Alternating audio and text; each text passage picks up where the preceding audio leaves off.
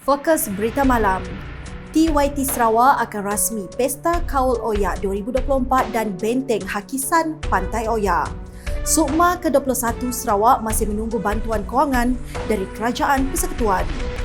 Datuk Sebastian Ting sokong kerajaan tanggung kos pemeriksaan kesihatan warga emas. Simposium Jakuk Iban dan Pengelandik Jari Peringkat Sarawak bincangkan isu berkaitan bahasa Iban. Pameran Malaysian Borneo unveil Harmony of Culture, Nature and Adventure, pukau penonton. PANS disuruh sentiasa berintegriti dalam kerja.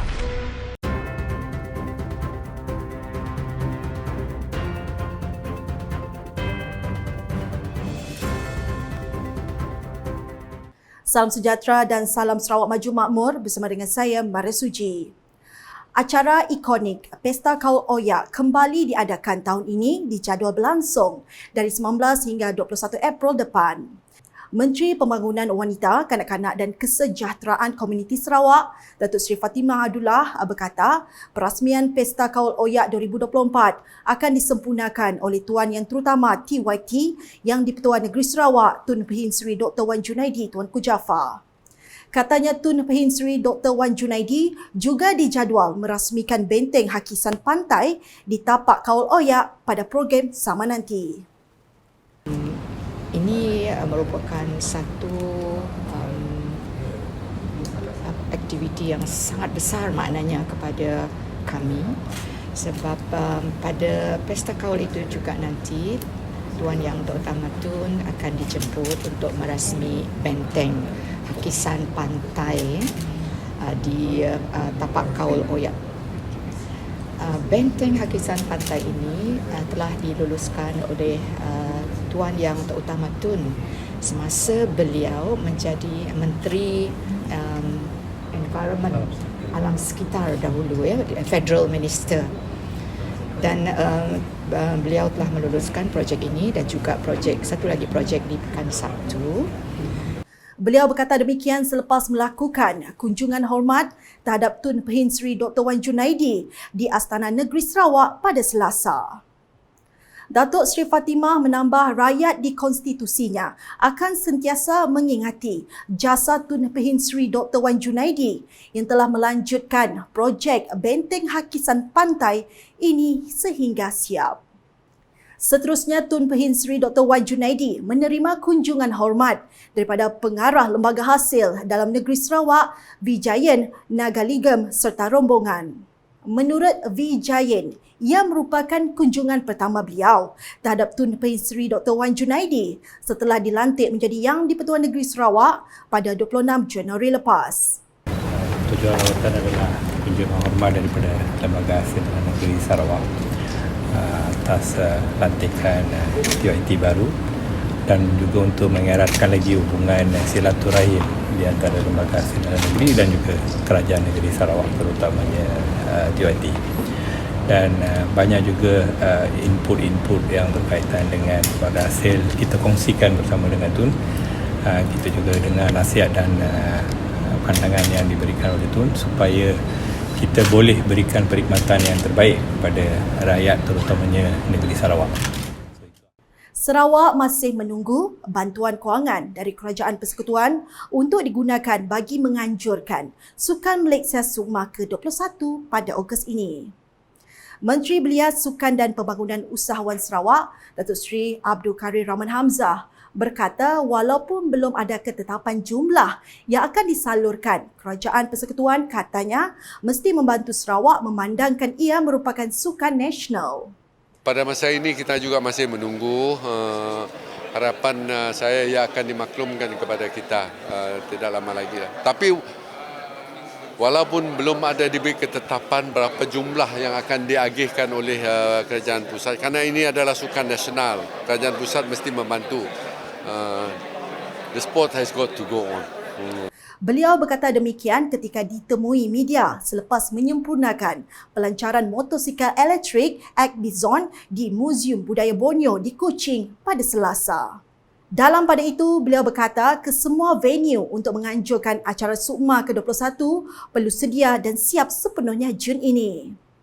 Ujarnya, beliau telah memberi arahan kepada pihak bertanggungjawab untuk mempersiapkan venue-venue sukan di seluruh daerah yang terlibat.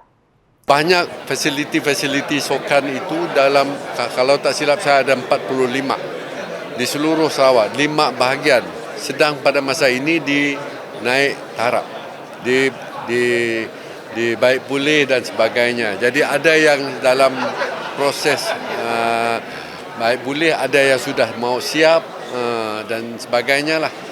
As it gets nearer, kita akan dapat tahu.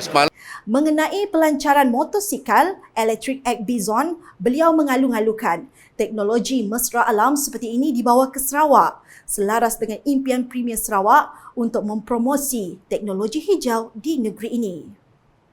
Timbalan Menteri Pelancongan, Industri Kreatif dan Seni Persembahan merangkap Ahli Dewan Undangan Negeri Adun Piasau, Datuk Sebastian Ting Chiu Yu menyokong penuh usaha Kerajaan Sarawak untuk menanggung kos pemeriksaan kesihatan rakyat berumur 60 tahun ke atas. Jelasnya, inisiatif Kerajaan Gabungan Parti Sarawak GPS ini sangat baik dalam mengambil berat kesihatan rakyat di negeri ini. Justru beliau berharap mereka yang berumur 60 tahun ke atas mendaftar untuk memohon kenyalang Gold Card KGC supaya mudah mendapat pemeriksaan kesihatan secara percuma. Selain itu, katanya, KGC diperkenalkan untuk membantu meningkatkan kesejahteraan dan kebajikan warga emas di Sarawak melalui penyediaan kemudahan dan manfaat dalam bentuk diskaun, rebate dan lain-lain kemudian daripada pelbagai organisasi dan sektor komersial. Beliau berkata demikian ketika berucap ringkas di Majlis Penyerahan Sumbangan Bakul Kasih dan Bubur Lambuk Ramadan 2024 serta Majlis Berbuka Puasa bersama pemimpin di Kampung Lereng Bukit, Miri pada Ahad. Sementara itu, tambahnya usaha yang dilakukan oleh pertubuhan bukan kerajaan NGO dalam menjayakan program tersebut merupakan salah satu pendekatan yang baik terhadap masyarakat. Simposium Jaku Iban dan Pengelandik Jari peringkat Sarawak bakal dianjurkan pada 2 hingga 3 Ogos depan di Imperial Hotel Miri. Timbalan Menteri Kesihatan Awam, Perumahan dan Kerajaan Tempatan, Datuk Dr. Pengguang Manggil memberitahu program tersebut menjadi platform untuk membincangkan isu berkaitan bahasa Iban melalui forum. Simposium ini adalah untuk menjadi platform untuk membincangkan isu berkaitan dengan bahasa Iban melalui forum, mempertengahkan serta memajukan penggunaan bahasa Iban dengan mengupas topik berkaitan, mempersembahkan keunikan kesenian kebudayaan masyarakat Iban, menggalakkan pertubuhan bahan akib dan digitalisasi bahasa Iban dan menggalakkan perkembangan pembuatan kerap tangan di kalangan bahasa Iban. Beliau berkata demikian dalam sidang media Simposium Jaku Iban dan Pengelandik Jari peringkat Sarawak tahun 2024 di Marudi pada Ahad. Adun Marudi itu berkata pelbagai program dan aktiviti akan dianjurkan seperti seminar, pameran, persembahan dan pertandingan membuat kraf tangan. Pameran Malaysian Borneo Unveil Harmony of Culture, Nature and Adventure yang berlangsung dari 25 hingga 27 Mac ini di Secul Hall, Paris berjaya memuka penonton. Sarawak Forestry Corporation SFC dalam satu kenyataan media pada Isnin berkata, acara transformatif ini mempamerkan kepelbagaian budaya, lanskap yang menakjubkan serta semangat pengembaraan Sarawak dan Malaysia. Kata kenyataan itu, pameran yang dianjurkan oleh SFC dengan kerjasama delegasi tetap Malaysia ke Pertubuhan Pendidikan, Sains dan Kebudayaan PBB, UNESCO, Paris, Jabatan Warisan Negara dan Jabatan Muzium Sarawak ini bertujuan melibatkan delegasi melalui pameran interaktif, perbincangan menonjolkan gabungan harmoni pelbagai budaya dan khazanah semula jadi di rantau ini. Katanya objektif utama adalah untuk memupuk kesedaran dan penghargaan terhadap warisan budaya, lanskap dan biodiversiti rantau ini serta menggalakkan amalan pelancongan mampan dan penglibatan masyarakat dalam usaha pemuliharaan. Majlis resepsi pada 26 Mac yang dihadiri 100 peserta turut dihadiri Timbalan Menteri Perancangan Bandar, Pentadbiran Tanah dan Alam Sekitar Sarawak, Datuk Lim Talib Saleh sebagai tetamu kehormat.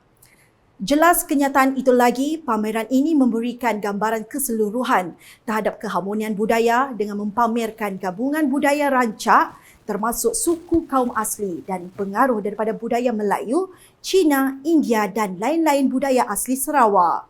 Ia juga sejajar dengan mandat UNESCO dalam meraihkan warisan budaya yang pelbagai dan mempromosikan pembangunan mampan melalui usaha pemuliharaan dan mempromosikan keamanan serta saling menghormati. Justru itu, Sarawak berhasrat untuk terus memupuk kesedaran dan tindakan yang lebih besar ke arah pelancongan mampan dan pemuliharaan di rantau ini serta menyasarkan Taman Negara Niah dicatatkan sebagai tapak warisan dunia pada 2024.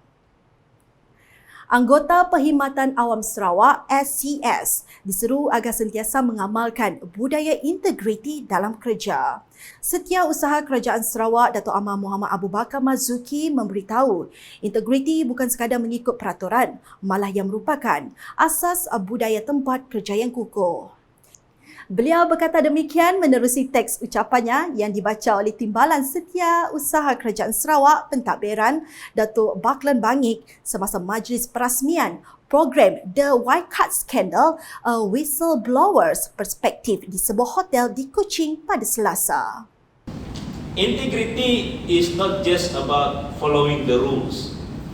It is the cornerstone of a strong workplace culture, fostering honesty, trust, accountability. It embodies the courageous act of speaking the truth to power, of shedding lights on wrongdoing, and of standing firm in the face of adversity. It is a testament to the unwavering commitment of civil servant. We are civil servants, state civil servant, to uphold the principle of integrity and safeguard the public interest. Datuk Amar Muhammad Abu Bakar menambah kaki tangan SCS harus proaktif dengan menghadiri kursus sebegini untuk menima ilmu dan menjadi cekap dalam pekerjaan. Beliau turut menyeru semua kaki tangan SCS agar mempelajari dan mengetahui strategi pembangunan pasca COVID-19 PCDS 2030 supaya boleh menyokong Kerajaan Sarawak dalam melaksanakan dasar-dasar berkenaan.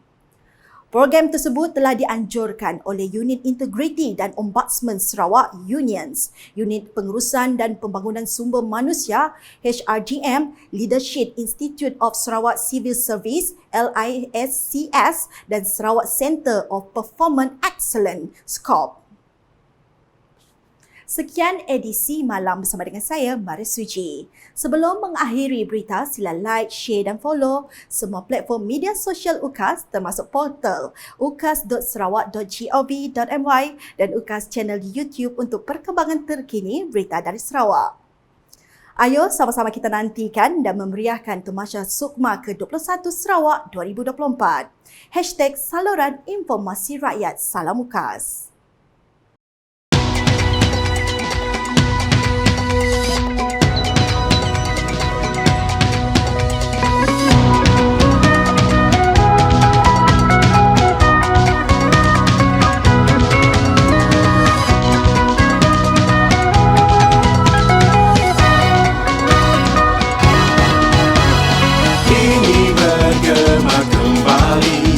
Tamasya sukan yang